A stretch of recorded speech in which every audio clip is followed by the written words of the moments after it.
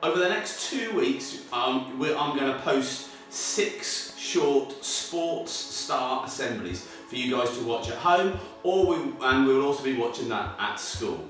In those assemblies, there will be 6 of my favourite sports stars, and they will be talking about their life in sport, what they have done, and we're going to use that as a bit of inspiration for you guys when you either return back to school or when you're at home, to motivate you to do some more home learning. There'll be short clips of them showing what they did when they were doing their sport, and then talking about some of the stuff that makes them become a fantastic sports person. This hopefully will inspire you and maybe make you work harder and get some dreams about maybe what you want to do as you get older. One of my favourite athletes is a guy called Richard Whitehead. He's a para-athlete and he runs 200 metres.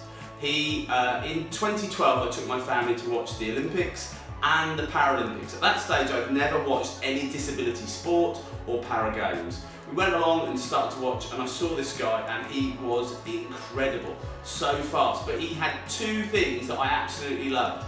He came from the back all the way through everyone to win the race, and he also had a brilliant celebration when he won. He put his fists up like that to make his 2-gun salute, and he was awesome. Richard was born with his disability, and he is above the knee amputee in both legs, and he has blades to make him run.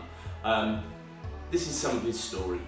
So away they go, the final of the men's T42 200 metres, and Whitehead gets the slow start, but he will surge through the field, and let's see how well he can go now. But on the inside, Scott Wood stuck your fans to the United States, but here he comes, and hits the front. It's going to be a goal for Great Britain, and a wonderful run.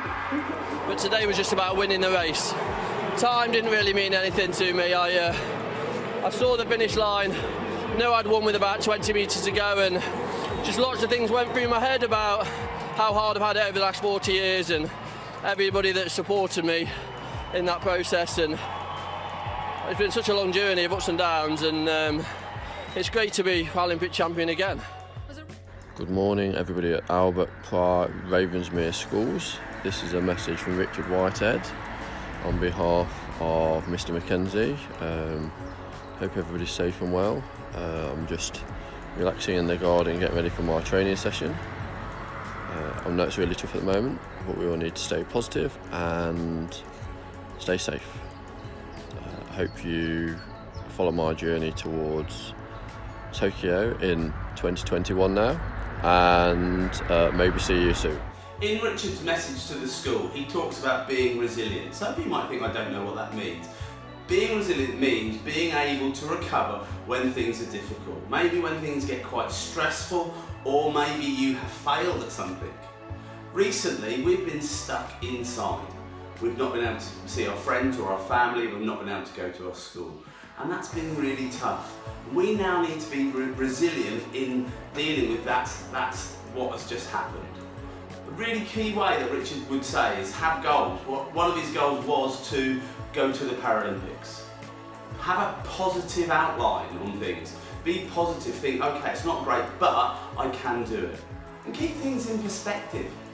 Although it's been awful, being stuck indoors, it hasn't been the end of the world. You have been able to spend some time with your family, you've been able to go out for walks, you've been able to watch a lot of telly, play games in the back garden, and do all those sorts of things. Also remember, Richard was a Paralympic athlete.